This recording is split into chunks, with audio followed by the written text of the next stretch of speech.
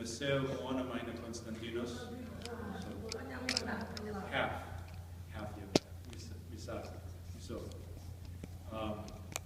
my uncle was a priest. His name was Constantinos, who he's passed away now, so I remember his memory. So we all have someone in our family.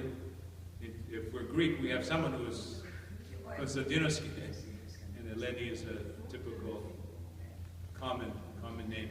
So we need to know a little bit about St. Constantine and Helen. What do you know about him and her? He was the emperor. Became emperor? And was his mother. His mother was Eleni? Eleni. And what he did, he sent his mother to Jerusalem to find the cross. And finally they found it. And she brought some back to Constantinople. And how did they know it was the real one? I'm sorry? How did they know it was the real cross? Because they found the nails with, on it. No, it's because more. Somebody was passing by, and that person, they put the cross on it, and Yes. That's right, they took the cross, because many people were saying they had the cross, so they put the wood, and they took a body, as they were, a service was taking place. They took the body of someone who was being carried to be buried. They placed him on the cross, and he came back to life. So that's in the Synexarion of the day, it talks about how the dead came back to life because of the true cross. The one change there is that Helen was not sent by her son. She had a dream to go to Jerusalem and to look under some basilico, a bush of how do they call it in English? Basil. And there dig, and she found the precious cross. And the tradition is, and the nails. So that both. When was Constantine baptized? On his deathbed. On his deathbed. Right. So I hope you know that.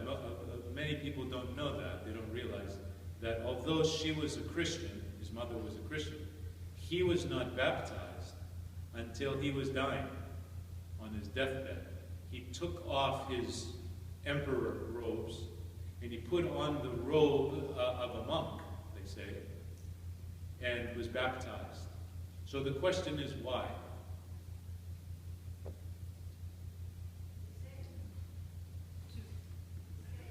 To be saved, we wanted to be baptized. But why wait? His mother was a Christian. Why wait until you're going to die to be baptized? You may not know when you're going to die.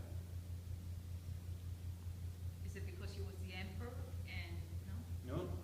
It was a tradition back then, believe it or not, for adults, especially adults, to be baptized at the end of their life because, this is important, because there was a debate that was going on, is that if baptism cleanses us of our sins, right?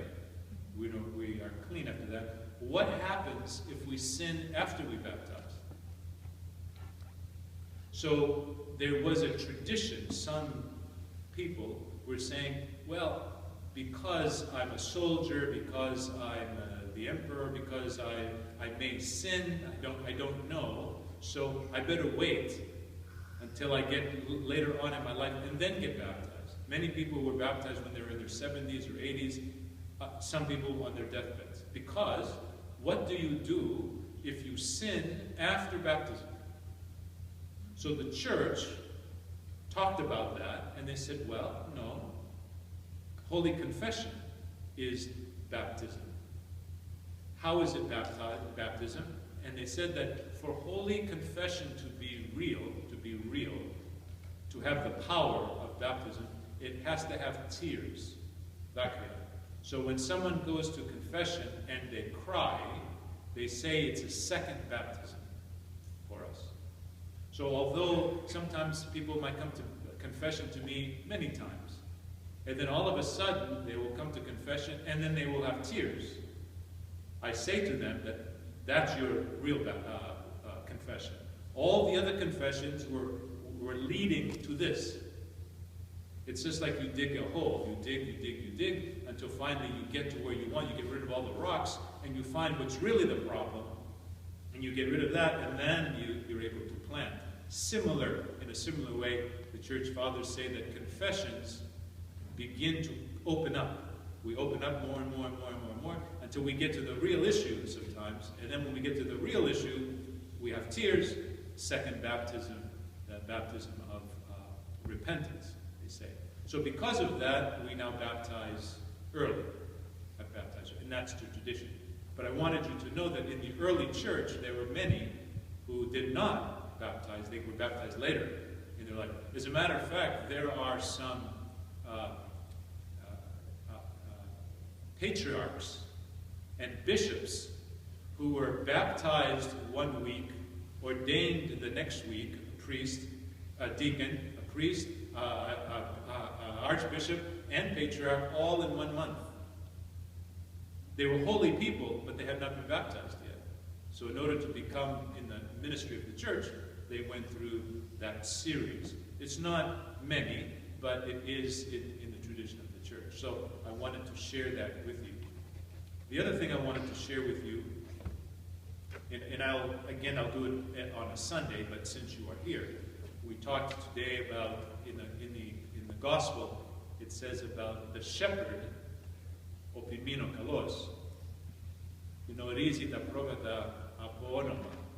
He recognizes the sheep by their name.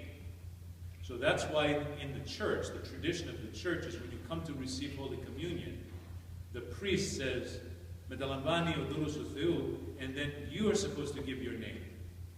It's not a test to see if the priest can remember your name. We're thinking of other things as priests at that time. We're not worrying about who's next, who's coming, So don't put the priest to the test. So he gives you your name. You are supposed to give your name.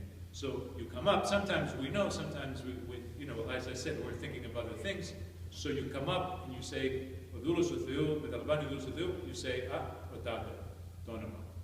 Because sometimes the name is different than the baptismal name. So we need to know that as well. The other thing for that is oftentimes if a priest does not know you, or if a priest doesn't know that you're Orthodox, that's another way to prove that you're Orthodox. You do the sign of the cross when you're next, and then the priest will say,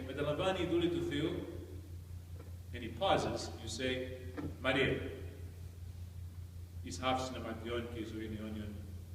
So this business of giving the name comes from this gospel today where it says, the opimino kalos, the good shepherd knows his sheep, and the sheep know him. In other words, there's a relationship, there's an intimacy of the name, which is very, very important. And then the last thing I wanted to share with you, and again, I'm going to do this for the larger group too, but it connects to today, is why do we receive Holy Communion with a la vida? You know what the la vida is, right? The spoon. Why?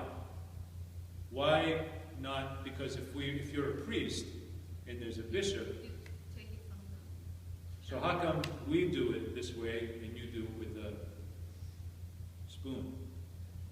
Some people don't. Some people, I don't know why.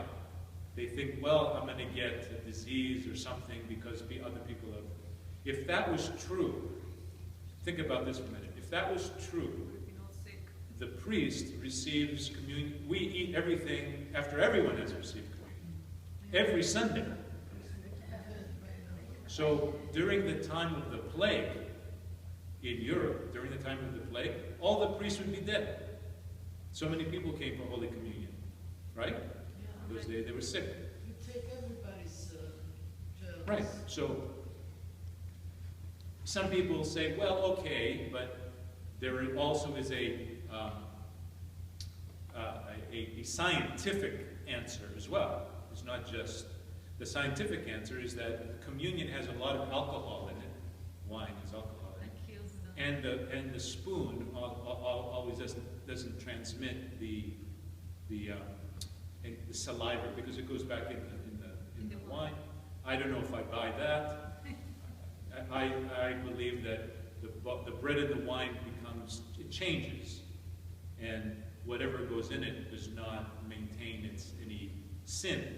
I mean, if we believe it's the body and blood of Christ, there cannot be sin in the chalice. So, as I said, if that was true, I would be sick, priests would be dying all over the world, if that's the case, because we, as I said, we consume everything afterwards. That's why it takes us long to go to the hall. But that doesn't answer the question. Why do we use the levita? In the ancient church, everybody received it this way. I don't know if you know that. Everyone this way. No spoon until probably the 3rd century, 2nd, 3rd century. We would give you would just like, for example, if there's a deacon as a priest, the deacon does not drink by himself. I give it to him. So he can hold it, kind of help it, but I give him the wine. But I give him the bread, the body. He takes the body this way. So what happened was, and this is important, is that in the ancient church, there were some people who were not eating it in church. They were bringing it home. They were bringing it home and giving it to other people. So the church says, no, we can't give it to the people because we can't make sure that they're eating it in the church. They may be taking it home, so therefore it stopped giving the people this. We would put it in your mouth instead. So that's how it changed. So you see the Catholics, some will give it to you, some, depends on which church. It goes parish to parish. They have permission. But they're supposed to finish it in church. But you don't know. Some do, not all. No. Some priests will dip it and put it in your mouth. Right. Others will give you the wafer. You eat the wafer, and then he gives you the wine. Oh, I never saw that. Yeah. Very few I've seen where they actually give you the chalice. Very few do that. Usually there's a deacon or a deaconess that helps with the chalice, but sometimes they give you the bread, the body, other times they do not. And so people say, we're different. No, that's the ancient way. But we changed it because to maintain order, to make sure that people are not, and that's the same thing with Evangelion. That's why Evangelion it's not right. I know they did it in the past, but it's not right to give Evangelion to anyone because it's the same thing. It's a mysterium ecclesias. Only a priest can administer Evangelion. You cannot give it to someone to take home to administer to somebody else. You're not a priest. If that's the case, then you could take home this. You could take home the body. You can't. So we cannot take Andidoron home? Andidoron, it's not sacrament. It's just blessed bread. That's all. I know some people think Andidoron is special, high-powered bread. No, it's just blessed bread. That's it. Andidoron. Είναι αντί το δώρο. Στα μπάνια. No, Το αντίδωρο. many people throw it in the bathrooms here. We find it everywhere. Really? Well, they shouldn't do that. Oh, you mean τα πετάνε γιατί δεν έχουν, δεν δίνουν σημασία γι' αυτό.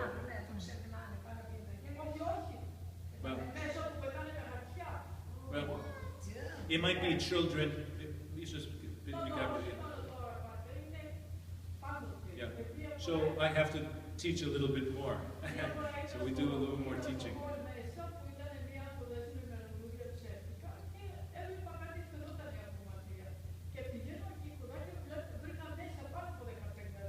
Real? And the ISIS.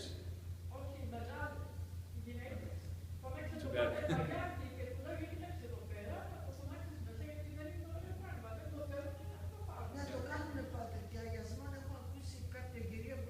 Αγιασμό γίνεται. Το ποτίζει τα λουλούδια. That's okay. That's all right. Αγιασμό, sure. That's correct. That's right. Αντί να το χύσεις άμμο, καλύτερα στα λουλούδια. Γιατί δίνεις ζωή σε κάτι. Γι' αυτό. Όχι στο ζώο, σε για στο σπίτι, στα λουλούδια, γίνεται. Γίνεται. Αυτοκίνητα. Again, το αγιασμό, the holy water, is not a sacrament. It's not a sacrament. But again, some people think it is, but it's not. It's not a sacrament. Tenere misterios ecclesias. It's what they call small s, sacramental, they call it. Tenere misterios.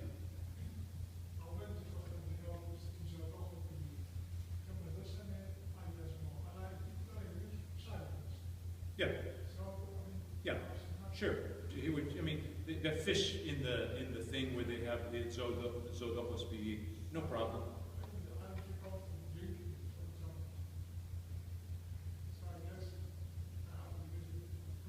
Yeah, put it in the punch. You don't have to drink it. Yeah. But again, it's not a sacrament. So you can do that. You can bless your home on your own. But you cannot do evangelio to someone. You cannot give communion to someone. You cannot baptize somebody. You can't. Those are mysterious. They're different. That's a different level of the church. So I will talk more about Andidron in church then, so people will understand. I grew up in my house. Not only did you respect the Andidron, no fooling around with bread in the house. Yeah. Right? My father said, when we sit down to eat, it's just like you're in church, the same thing. You respect the food as you respect what goes on here. We weren't supposed to talk when we were eating. Yeah, no television. No, I remember. Yeah. Now they would. Now it's there's no respect. See, so where do you start?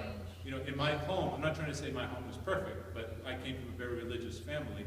My father would say, whatever you do in church, we have to replicate it. We have to do the same thing out there.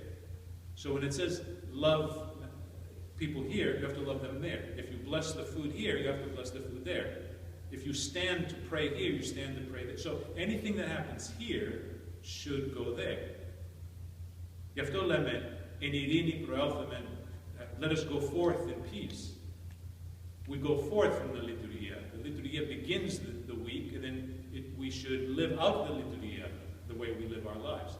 That's why the same thing in the Catholic Church, it's called the Mass, is that it begins what you're going to do outside. Same thing that we have. It's exactly the same thing. Same theology. The problem is that you don't know it. We don't tell you. We need to tell you so that we can be better at it. But the little kids, we need to tell them, respect the bread, don't throw it down. Psícula? When I was growing up, no way. Psícula. No way. And then to step on the psícula? Oh, forget it. Never happened. Yeah. But now things have changed. Who's at fault? It starts with us as priests, and then parents afterwards. So again, I don't want to tire you. Thank you for coming. I like that you're singing, chanting. I would like to start a jorodia. I really would. A nakete mikri jorodia, and we do it during the week. Have that jorodia, and then little by little, you start doing it on Sundays. Some of the hymns. Why not? It's up to you. You want to do it? Yes. I want to do it. Okay? All right, good. Very good. And thank you, Pupio.